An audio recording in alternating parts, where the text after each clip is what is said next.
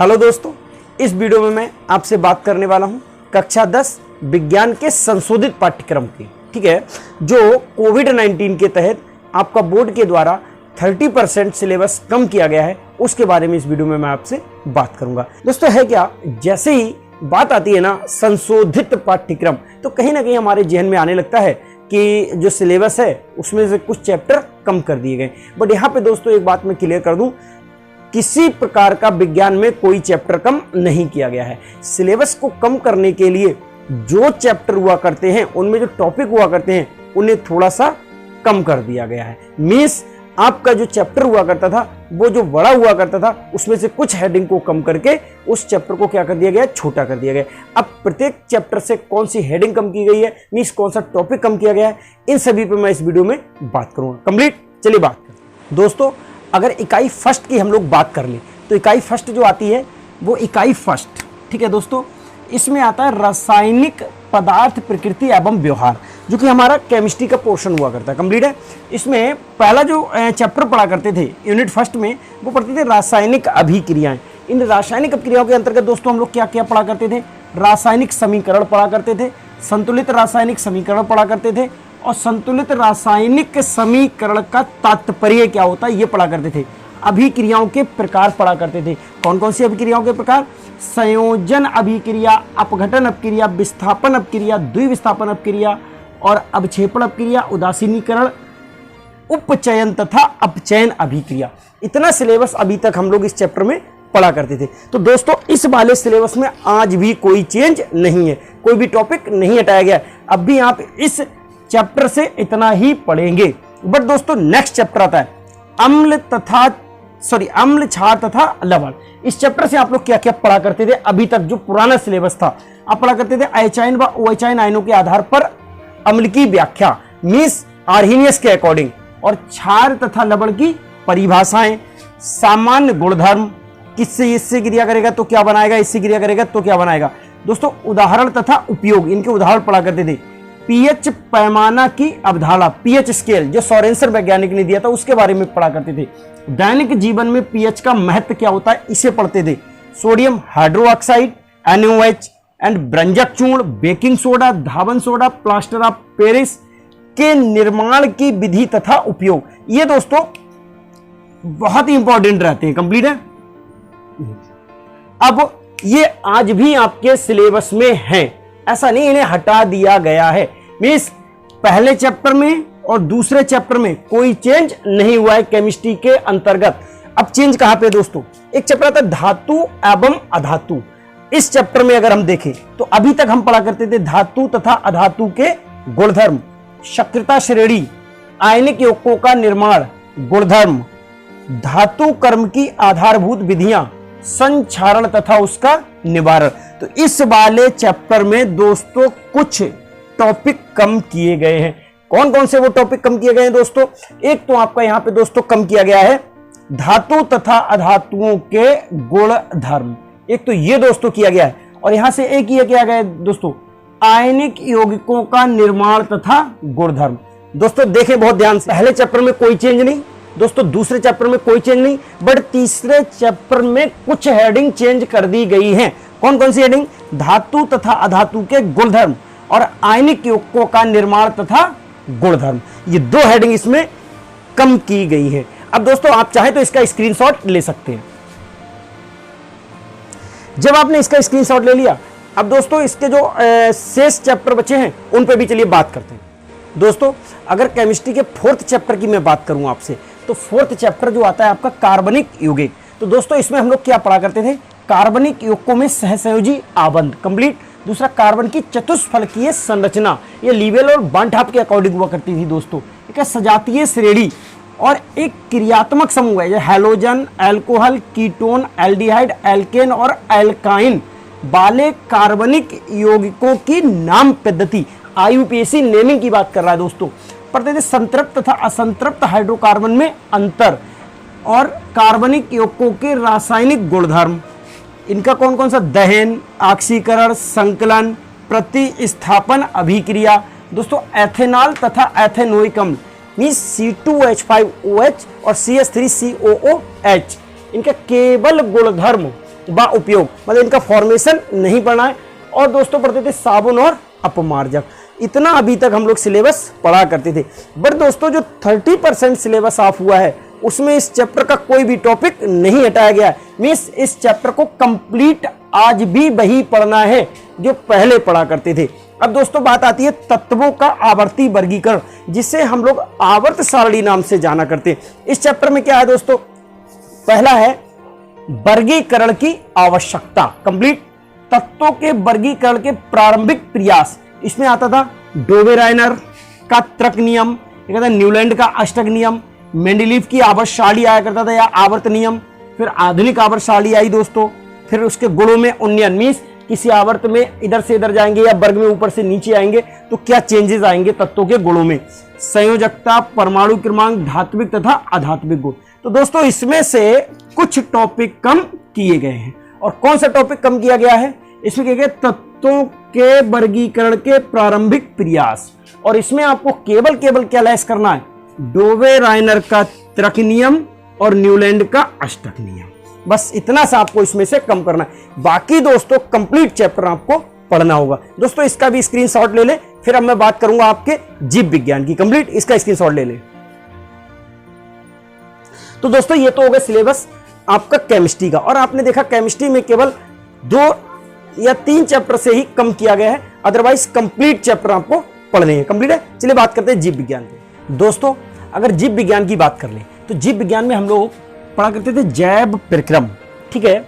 इसमें जैव प्रक्रम में हम लोग पहले पढ़ते थे सजीव, पौधों तथा जंतुओं में पोषण, तो श्वसन, परिवहन तथा उत्सर्जन की मूलभूत अवधारणा, जंतुओं तथा पौधों में समन्वय नियंत्रण व समन्वय, पौधों में दिशिक गति, कंप्लीट है। फिर हार्मोन का परिचय पढ़ा करते थे, जंतुओं में नियंत्रण व समन्वय, तंत्रिका तंत्र बहुत इंपॉर्टेंट रहता था यहाँ पे, तंत्रिका तंत्र वगैरह, ठीक है। ऐच्छिक अनैच्छिक पेशियां पढ़ा करते थे हम लोग, यहाँ पे पढ़ा करते थे प्रतिवर्ती क्रिया बहुत इंपॉर्टेंट रहता था, रासायनिक समन्वय, जंतुओं में हार्मोन।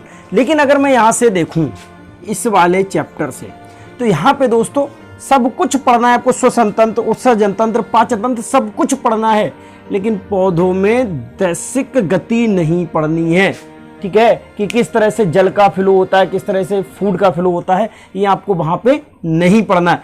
दोस्तों नेक्स्ट आपको हार्मोन का परिचय नहीं पढ़ना है, जंतुओं में नियंत्रण व समन्वय, ऐच्छिक अनैच्छिक पेशियां, प्रतिवर्ती क्रिया, रासायनिक समन्वय, जंतुओं में हार्मोन, मींस हार्मोन वाला जो भी पोर्शन था वो आपको नहीं पढ़ना है। और दोस्तों यहाँ पे एक बात बहुत ध्यान देने वाली है कि यहाँ पे जो भी इंपॉर्टेंट रहा करता था, जिसे हम लोग ऐच्छिक अनैच्छिक पेशियां या तंत्रिका तंत्र बोला करते थे, वो सब का सब हटा दिया गया है, कंप्लीट है। अब बात करते हैं प्रजनन की। तो प्रजनन में आपको जंतुओं तथा पौधों में प्रजनन, लैंगिक तथा अलैंगिक दोनों पढ़ा करते हैं। अब भी प्रजनन स्वास्थ्य, आवश्यकताएं तथा परिवार नियोजन की विधियां बहुत इंपॉर्टेंट क्वेश्चन है, अब भी है सिलेबस में। सुरक्षित यौन एवं HIV एड्स के बारे में इसमें पढ़ना है आपको, प्रसूति एवं जनन स्वास्थ्य, कंप्लीट। तो ये प्रजनन वाला पूरा ही चैप्टर आपको पढ़ना है दोस्तों। नेक्स्ट जो चैप्टर आता है आपका आनुवांशिकता एवं जैव विकास, इसमें मेंडल को पढ़ा करते थे, कंप्लीट चैप्टर पढ़ना है आपको, ठीक है। लिंग निर्धारण भी पढ़ना है, लक्षणों की वंशागति का नियम भी पढ़ने हैं दोस्तों। संक्षिप्त परिचय पढ़ना है आपको इनका, जो लिंग निर्धारण है दोस्तों। आता है विकास की मूलभूत संकल्पना, जिसमें आप लोग यहाँ पे लैमार्कवाद, डार्विनवाद, इन सबको पढ़ा करते थे। तो दोस्तों इनमें से कुछ भी नहीं हटाया गया है, ये चैप्टर आपको कंप्लीट पढ़ना है। तो बायो में अगर देखा जाए तो हार्मोन वाला पूरा ही पोर्शन हटा दिया गया है, कंप्लीट। और दूसरा दोस्तों यहाँ पे पौधों में दिशिक गति कंप्लीट हटा दी गई, और बायो में कोई भी चेंज नहीं किया गया दोस्तों। पेपर का पैटर्न भी बिल्कुल सेम रहेगा, जो पहले पेपर हुआ करता था उसी पैटर्न पे होगा, जितने मार्क्स के हुआ करते थे उतनी मार्क्स का पेपर होगा, कंप्लीट है। अब दोस्तों आप इसका स्क्रीनशॉट ले लीजिएगा। अब आपने जब इसका स्क्रीनशॉट ले लीजिएगा दोस्तों, अब इसके बाद हम लोग भौतिक विज्ञान फिजिक्स के पोर्शन की बात करेंगे, कंप्लीट। चलिए बात करते हैं दोस्तों। अगर फिजिक्स की बात करें तो फिजिक्स में आपके एक लाइट हुआ करती है और एक इलेक्ट्रिक, विद्युत और प्रकाश हुआ करता है, कंप्लीट है। तो अगर इसके प्रकाश की बात करें, इसमें हम लोग दर्पण, लेंस और प्रिज्म और मानव नेत्र पढ़ा करते हैं, कंप्लीट है। तो यहाँ पे दर्पण के अंतर्गत वक्र पृष्ठ द्वारा प्रकाश का परावर्तन, गोलीय दर्पणों द्वारा प्रतिबिंब बनाना, और वक्रता केंद्र, मुख्य अक्ष, मुख्य फोकस, फोकस दूरी, दर्पण सूत्र। बट दोस्तों इसका निगमन नहीं पढ़ते हैं, कंप्लीट है, और आवर्धन पढ़ा करते थे। अगर लेंस की बात कर ले तो लेंस में अपवर्तन, अपवर्तन के नियम, अपवर्तनांक, गोलीय लेंसों द्वारा अपवर्तन, गोलीय लेंसों द्वारा प्रतिबिंब का बनना, लेंसों द्वारा प्रतिबिंब बनने के नियम, आवर्धन, लेंस सूत्र, इसका भी निगमन नहीं दोस्तों, लेंस की क्षमता, गोलीय दर्पण तथा लेंसों का अनुप्रयोग पढ़ा करते थे। और दोस्तों मानव नेत्र में लेंस का कार्य, दृष्टि दोष एवं निवारण, प्रिज्म द्वारा प्रकाश का अपवर्तन, प्रकाश का विक्षेपण और प्रकाश का प्रकीर्णन, दैनिक जीवन में अनुप्रयोग, इतना कुछ हम लोग प्रकाश के अंतर्गत पढ़ा करते थे। अब दोस्तों इसमें से कम क्या क्या किया गया है, कंप्लीट है, उस पर ही बात करते हैं। एक तो दोस्तों इन्हें आवर्धन कम कर दिया है, लेंस में आवर्धन को कम कर दिया गया है, कंप्लीट है। और दोस्तों एक लेंस की क्षमता कम कर दी गई है, इससे एक न्यूमेरिकल मिल जाता था आपको, P बराबर 1/f वाले फार्मूला से, बहुत इंपॉर्टेंट रहता था, बट ये क्लोज कर दिया गया, अब आपके सिलेबस में ये नहीं है दोस्तों। एक आपका जो प्रिज्म आता है, प्रिज्म के अंतर्गत इन्होंने प्रकाश का प्रकीर्णन कम कर दिया दोस्तों, और दैनिक जीवन में अनुप्रयोग दोस्तों। अब दोस्तों फिजिक्स में अगर देखा जाए तो लाइट वाला जो पोर्शन हुआ करता है उसमें सब कुछ पढ़ना है, केवल इन्हें छोड़ के। लेंस में आवर्धन, लेंस की क्षमता, प्रकाश का प्रकीर्णन और दैनिक जीवन में अनुप्रयोग, कंप्लीट। अब इसके जो विद्युत है उस वाले चैप्टर पर बात कर लेते हैं, कंप्लीट। दोस्तों अगर बात कर ले हम लोग इकाई 4 की, इसमें मतलब विद्युत का प्रभाव, कंप्लीट विद्युत है। इससे पहले जो अभी मैंने बात की थी इकाई 3 पर, वो आपकी जो हुआ करती थी वो लाइट हुआ करती, प्रकाश हुआ करता था, कंप्लीट है। विद्युत में पहला चैप्टर है विद्युत धारा, इसके अंतर्गत विभवांतर तथा विद्युत धारा, ओम का नियम, प्रतिरोध, प्रतिरोधकता, कारक जिन पर प्रतिरोध निर्भर करता है, प्रतिरोधों का संयोजन, श्रेणी क्रम, समांतर क्रम, कंप्लीट, एवं दैनिक जीवन में इसका उपयोग। दूसरा आता है दोस्तों विद्युत धारा का ऊष्मीय प्रभाव, तो विद्युत धारा का ऊष्मीय प्रभाव, दैनिक जीवन में उपयोग, और विद्युत शक्ति और PV/R में अंतर संबंध, ठीक है, इसके बीच में जो भी रिलेशन संभव हो सकते हैं। अब दोस्तों अगर इन दोनों की बात करें तो इन दोनों में केवल और केवल दैनिक जीवन में उपयोग कम किया गया है, बाकी इन दोनों में कोई भी चेंज नहीं किया गया दोस्तों।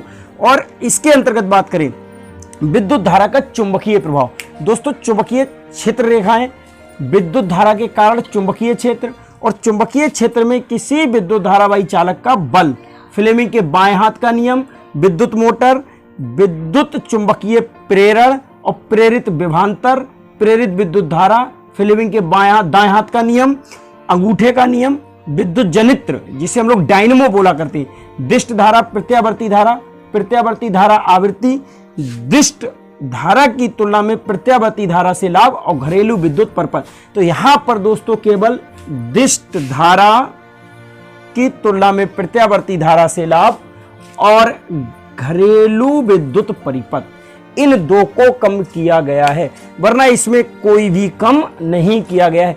जो भी अभी तक सिलेबस हम लोग पढ़ा करते थे वो सब इसमें आपको पढ़ना है दोस्तों, कंप्लीट। तो ये तो हो गई दोस्तों यूनिट 4 की बात। अब बात करते हैं यूनिट 5 की बात, कंप्लीट। चलिए बात करते हैं दोस्तों। अगर बात करें अब इकाई 5 की, तो इसमें पहला चैप्टर हमें पढ़ने को मिलता है ऊर्जा के स्रोत।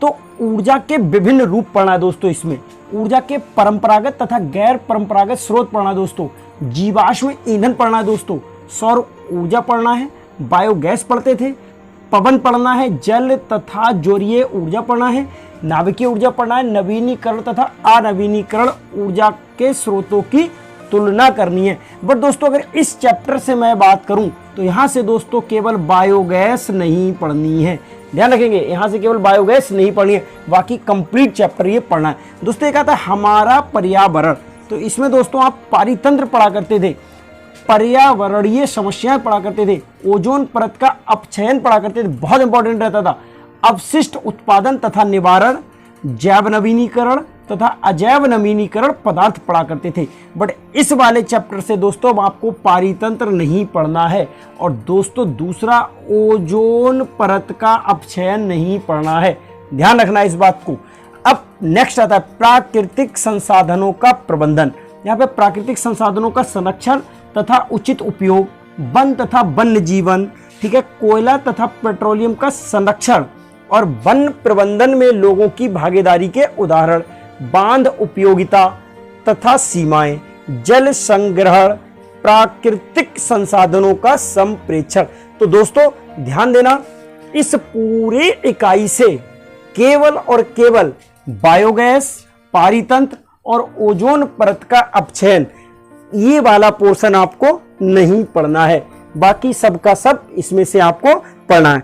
तो दोस्तों ये तो रही साइंस के सिलेबस की जानकारी जो कोविड-19 के तहत संशोधित की गई है। कंप्लीट है दोस्तों यहाँ पे एक बात और बता दूं मैं, यहाँ पे जो भी सिलेबस से पेपर आने वाला है उस पेपर में कोई भी चेंज नहीं है। जो पोर्शन जितने मार्क्स का होता था वो उतने ही मार्क्स का आएगा और जो पैटर्न हुआ करता था उसी पैटर्न पर पेपर आएगा। तो दोस्तों आज की इस वीडियो में इतना ही। अगर वीडियो आपको पसंद आई हो तो लाइक करना, शेयर करना और चैनल को सब्सक्राइब करना ना भूलें, जिससे मैं कभी भी कोई भी वीडियो अपलोड करता हूं तो सबसे पहले आपको प्राप्त हो। कंप्लीट है आज की इस वीडियो में इतना ही। That's it.